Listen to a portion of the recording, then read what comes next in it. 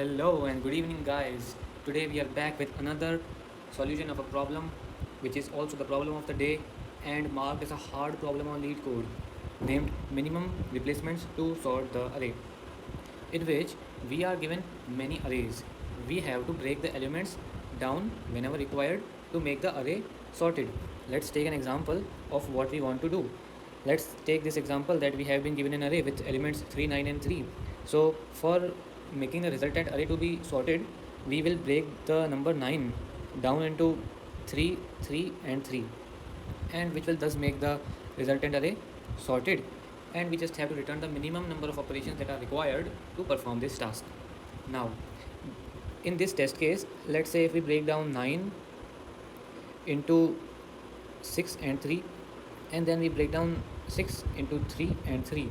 So this is how we can achieve our result in the given test case, and it is requiring two operations, and it is not possible to do this task for this given example in less than two examples, so 2 will be our answer for this test case. Okay, that's fine, we can move on to the another test cases. And the other sample test case that you can see on your lead code problems description is 1 2 3 4 and 5, which is already sorted. So in zero operations we can sort the array because nothing has to be done. So basically I think you might have understood the problem. Now let's try to understand how to solve this problem. What I can see in, let's say, in this example is that I have an upper limit to all of the elements in the form of the last element of the array, which is 3 in this case. So I can basically make the numbers before 3 smaller than it, but I cannot make the numbers on the last element greater. So this is the upper limit of all of the elements that have to be present in the resultant array. So I get an intuition that I may want to iterate the array from right side, from right to left. So now what to think next? Let us say after 3 as being an upper bound to our elements, I come to 9. Now I have to break this number 9 down into such numbers which are less than 3, and I can do this like 6 3 and then 3 3 3. But how will I decide it? If the number would have been 10 instead of 9, then how would I be in proceeding? Then also I would be dividing it into first 7 and 3, then I will be breaking down 7 into 4 and 3, and then 4 into 1 and 3.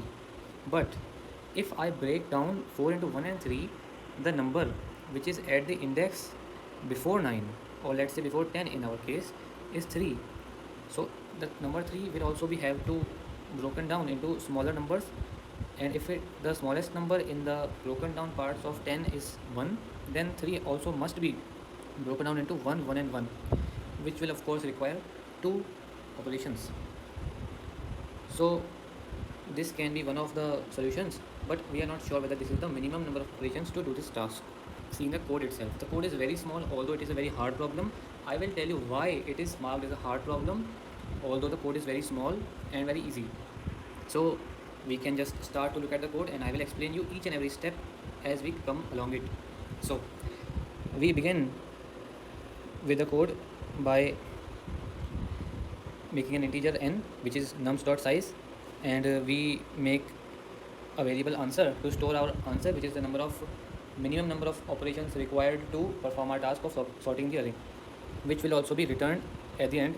So answer is the storage of our number of operations. Okay, now basically what we are doing in this iterative solution of ours is comparing current element with previous element. So I will initialize the previous element to be the last one. We have already understood why the last element is going to be the upper bound and has not to be modified at all. So we will say previous element is the last element and run a for loop from the second last element till the first element in the last to first direction in the array. So the current element which I am looking at will be cur equal to nums I am just storing it. Now let's understand this thing deeply. If the current element is greater than or equal to previous, I have to do some operations and count them, add them into my answer variable and move on. Otherwise, if the current is less than or equal to previous, let's say I come across 7 which is present before 9, or 6 is present before 8, so there is no problem for me, I can just easily move ahead. So if the current is less than or equal to previous, I will say previous equal to current and move ahead. And let's try to understand what is happening in this case. So if I say if current is a multiple of previous number, then the number of operations required will be current by previous minus 1. Like if the array has been 3 comma 9 comma 3, current element is 9, previous element was 3, so I break it down into 3 3 3. So for that, how many operations I am needing? 2 operations, which is also 9 by 3, which is equal to 3, and minus 1 becomes equal to 2. So I am requiring current by previous minus 1 number of operations if current is a multiple of previous. And this is happening because I will break 9 down into 3 3 3 3, and the number of 3's that are present in 9 is 3 and just minus 1, so as to tell the number of operations that I want to have. If it would have been 12, I would say 12 divided by 3, which is 4. So 4 3's are present in 9, and I will say 3 operations are needed to break it down into those many. Okay, so this is how I am going along. So we are clear with the case when current is a multiple of previous number, then answer plus equal to current by previous minus 1, like 9 by 3 minus 1, 12 by 3 minus 1, or maybe 328 by 8. The current element, if it is 328, the previous element was 8, then I can just simply say that divide it, whatever you get the quotient minus 1, and that will be your minimum number of operations for breaking 328 into 8 8 8 and 8 8's. Okay, now let's consider the case when current is not a multiple of previous number. Now I will explain you using a test case. Let's say the test case is 303 and 6. So the current number is 303, the previous number was 6. Now 303 is not a multiple of 6, so I want to tell you the number of partitions, the number of integers that I can break 303 down according to the previous number equal to 6 will be 303 by 6 plus 1. This is a very important result which can be easily proved using mathematics, and I will show you the proof of it in a few minutes. That why current divided by previous plus 1 is the number of elements that 303 is going to be broken down into, which means if I store it in x, then x numbers when added together will give me the sum of 303. The proof of it I will show you in 1 or 2 minutes. Now x is the number of integers that add up to make 303. It can be, let's say, 4 5 times 5, and then 6 plus 6 plus 6 plus 6, and such that many numbers are there. So 303 divided by 6 will be 50, and plus 1 will be 51. So these will be 51 terms which will add up to give me 303. So why current by previous plus 1 is the number of terms that add up to current, this I will prove very soon. Now let's move ahead to the next step. Now after breaking down 303 into many parts, I want the smallest number in this division to be biggest, because if let's say I use 1 over here, like you can see over here, if I use 1 over here, then I will have to break down all of the numbers to the left of it into 1 1 1 1 1 1, and that will require me a lot of operations. But if I, let's say, make the smallest number as 5, then it will require me a significantly less number of operations. So I want to make the smallest number in this whole partition to be the biggest possible. So I will put it into previous, and I will make an upper bound of the numbers present on the left side of it to be equal to the prev, which will be 5 in this case. So prev will be equal to current by x, which will be 303 by 51, because let us say this number is created using a combination of x times 5 and y times 6.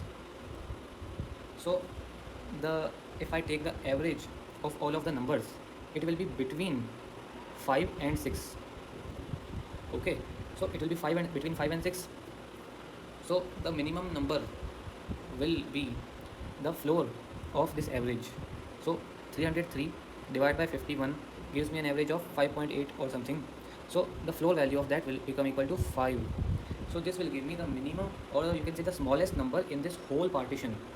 Okay, so the smallest number in this whole partition can be obtained by dividing the sum of the numbers by the amount of numbers, which is 51, and taking the floor value of that. So this is how I can get my smallest number in this whole partition. Now I will just in the next step add x minus 1 into answer variable, because 51 terms are there, and to create 51 terms I need 50 operations.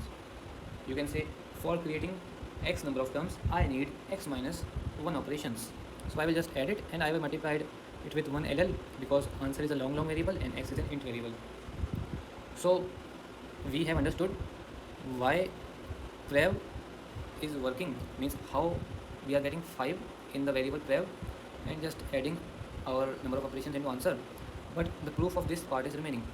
So before I go into proving the result which I have used in the first line of this code, I want to make sure that you have understood all of what is present over here. Okay, so everything is very simple. Just this is a very good result. I will prove it, and the whole code is very easy. If you have any doubts, just pause the video, write it down in the comment. As soon as I see the comment, I will reply to you, explain you according to the doubt you have. Okay, now okay guys, now we are going to prove the line of code, the formula that we used in our solution. This thing is what is lacking in the videos of most of the YouTubers that you can find on YouTube. And if you just want to learn the result and just go to the solution and just make it accepted, the proof is not for you. But if you want to deeply understand how the algorithm is working, how are the mathematics behind this solution is working, this can be a treasure for you. Okay, now let's apply our mathematician mind. Let's consider the case when which we were discussing earlier only, when the current element was 303, the previous element was 6. Now I want to break 303 into many parts. For getting minimum number of operations, I want to break it into as many 6 as possible. But since it is not divisible by 6, I cannot only use 6 in the partition. I must use 5 or maybe 4 or 3 or anything. But the greater the numbers I use, the best will be the, or the smallest will be the number of operations.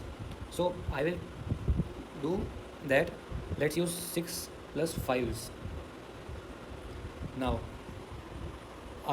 we were just wanting to prove that the number of elements in the partition, which will be the number of this thing, is equal to current by previous plus 1.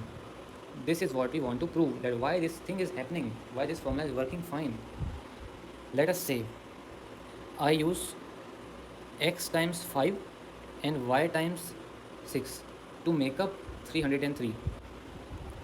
Or let's just use a more general notation, which will be previous minus 1 times x plus previous times y equals to current. Okay, now when we just rearrange the terms in this, we get prev of x plus y minus x equal to current. Rearranging it again gives us x plus y equal to current plus x by previous. Now the number of elements that are present in the partition will be what? X plus y only, because I am saying that I am using x times 5, y times 6. So the total number of elements that will be present in this sum will be x plus y. So we have got a good result. that x plus y is always equal to current plus x by prev. Now what we want is current plus prev, current by press.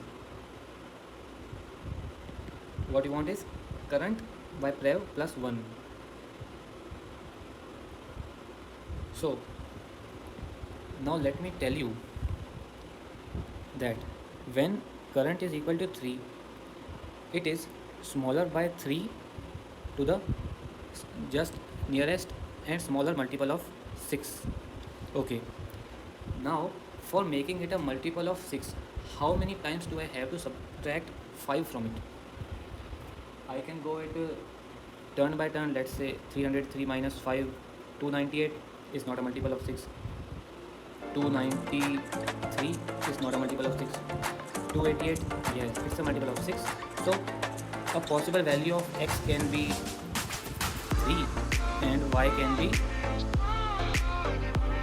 48, which means 5 into 3 plus 48 into 6 equal to 303. So this can be there, but I want to tell you that